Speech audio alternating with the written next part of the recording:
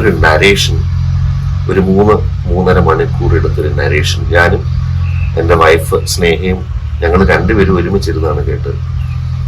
ഞാൻ അങ്ങനെ ഒരു നരേഷൻ ഞാൻ അടുത്ത കാലങ്ങളിൽ ഒരു സംവിധായകനിൽ നിന്നോ അല്ലെങ്കിൽ ഒരു കഥ പറയുന്ന ഒരാളിൽ നിന്നോ ഞാൻ അത്ര ഡീറ്റെയിൽഡ് ആയിട്ട് ഒരു നരേഷൻ ഞാൻ സത്യത്തിൽ ഞാൻ കേട്ടിട്ടില്ല. കാര്യം ഒരു സിനിമ മുഴുവനായിട്ടൊരു സംവിധായകൻ അതിൻ്റെ എല്ലാ വശങ്ങളും, അതിൻ്റെ കഥാപാത്രങ്ങളായാലും അതിലുള്ള ചെറിയ നിമിഷങ്ങൾ തൊട്ട് വലിയ കഥയാണ് അതിൻ്റെ ട്വിസ്റ്റ് ആൻഡ് ടേൺസ് ആൻഡ് ആർക്കും ഒക്കെ പിടിച്ചിരുത്തുന്ന രീതിയിലുള്ള ഒരു കഥ പറച്ചിൽ ഞാൻ ശരിക്കും ഭയങ്കരമായിട്ട് ഇൻസ്പയർഡായി.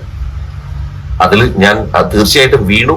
ആ കഥ പറച്ചിൽ 100% ഞാൻ എക്സൈറ്റഡ് ആവുകയും ചെയ്തു. പക്ഷെ സംവിധായകൻ എന്നുള്ളൊരു ഒരു ഒരു ഒരു ഒരു എന്താ പറയാ ഒരു തൊഴിലും കൂടെ എനിക്ക് ഉള്ളത് കൊണ്ട് ഞാൻ ഇൻസ്പയർഡായി. ഇങ്ങനെയാണ് ഒരാൾക്ക് കഥ പറയാൻ പറ്റുക. ഞാൻ അത് കഴിഞ്ഞ് മാറി നിന്ന് എൻ്റെ വൈഫ് സ്നേഹം എടുത്ത് അവരിൽ നിന്ന് മാറിയൊരു മുറിയിൽ മാറിയിട്ട് ചോദിച്ചു, എന്തൊരു സ്റ്റോറി ടെല്ലറാല്ലേ എന്നാണ് ഞാൻ ആദ്യം പറഞ്ഞത്. സ്നേഹം പറഞ്ഞു ആബ്സല്യൂട്ട്ലി ബ്രില്യൻറ്റ്. അപ്പൊ ഞാൻ എന്താ ചെയ്യേണ്ടതെന്ന് ഞാൻ എൻ്റെ വൈഫിനോട് ചോദിച്ചപ്പോൾ she said you should take A call, this is your life. നമുക്ക് പ്രീ കമ്മിറ്റ്മെന്റ് പല പ്രൊജക്റ്റുകളും ഉണ്ടെങ്കിലും it is your life, you take A decision.